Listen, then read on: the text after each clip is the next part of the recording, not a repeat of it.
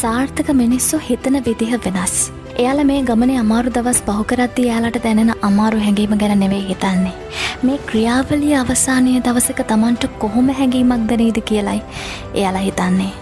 දැනට මේ අමාරු දේ කරන්නේ කොහොමද කියලා දන්නේ නැතත් ඔබ කොහොම හරි ඒක කරන්නයි යන්නේ කියන සිතුවිල්ලයි වැදගත්.